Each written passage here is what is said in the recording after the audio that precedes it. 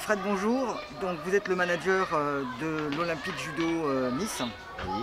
Alors, on reprend les stages en début de saison. Alors, est-ce que vous pouvez nous expliquer un petit peu quel est le but de ces stages d'avant-saison? Alors le but en fait c'est d'occuper les enfants pendant les vacances scolaires, toutes les petites vacances scolaires jusqu'aux 2 premières semaines de stage d'été. Donc on propose aux enfants du club de venir faire des séjours, des stages multi-activités où ils pratiquent le judo une fois par jour. Et en parallèle, on offre d'autres sports à la découverte, donc de l'escalade, il y a de l'escrime, on va à la piscine, on va au cinéma. Voilà, on essaie de proposer donc en fait une multitude d'activités. Donc on prend l'enfant le matin à 8h30 devant son école, comme s'il allait à l'école, pour pas changer les habitudes des parents. Et on propose des ramassages sur toute la ville. Dans tous les quartiers, on les centralise ici et après nous partons sur toutes les activités sportives ou culturelles. Alors, est-ce que vous pouvez nous dire un petit peu le programme de la journée par exemple? Aujourd'hui, il se passe quoi? Alors aujourd'hui, de 8h30 à 9h, c'est le ramassage. À 9h, on centralise tous les enfants ici sur Nice Nord, sur le centre d'animation et de loisirs de Las Planas. Et puis après, là aujourd'hui, ce matin, nous allons partir au cinéma. Au Nice Pathé Lingostière et puis après cet après-midi donc ils vont tous aller au judo. Voilà. D'accord. Alors au niveau des enfants, aujourd'hui apparemment c'est des petits.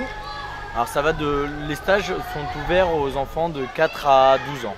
D'accord. Voilà. Donc après on rassemble les enfants par groupe et donc on a à peu près 8 enfants pour un éducateur et donc on s'occupe de nos groupes d'âge et donc selon l'âge ils ont des activités dans la semaine qui sont plus adaptées.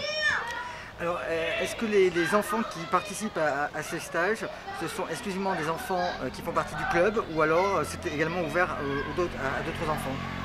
Alors en exclusivité en général c'est réservé aux enfants du club.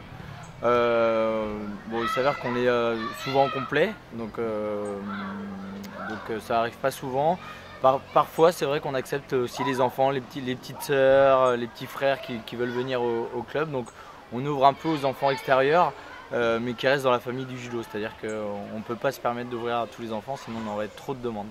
D'accord. Voilà. Une dernière question, par rapport à ces stages, puisque ces enfants font également donc, du judo dans la journée, est-ce qu'au niveau du club, ça permet également d'évaluer un petit peu les enfants, de savoir si ils peuvent aller relativement loin au niveau de ces disciplines? Est-ce que c'est un encadrement un petit peu plus spécial?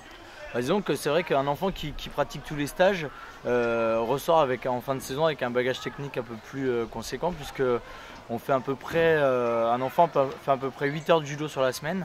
Donc ça veut dire que ça représente presque un mois de judo en club. Donc c'est vrai qu'il prend de l'avance par rapport à un enfant qui ne fait pas de stage, il prend de l'avance technique. Et le fait d'en faire tous les jours, il enregistre beaucoup mieux la pratique. Et c'est vrai que par exemple sur les chutes, sur le fondamental d'une seule technique, il progresse beaucoup plus vite. Est-ce que ça veut dire que c'est des stages que vous voulez vraiment renouveler et peut-être faire encore un petit peu plus de judo? Ou est-ce que là, de la façon dont c'est effectué, ça donne assez d'heures de judo pour l'enfant, ne pas non plus trop le pousser? Non, voilà, en fait c'est la pratique là, je pense qu'elle est bien jaugée, c'est-à-dire que l'enfant pratique assez le judo pour prendre plaisir. Et en parallèle, le fait d'avoir d'autres activités, ça reste quand même dans un concept de vacances où l'enfant n'a pas l'impression d'avoir une charge de travail énorme et il s'amuse en fait, c'est ses vacances à lui et c'est vrai qu'après quand il reprend l'école, il y a vraiment une rupture quand même.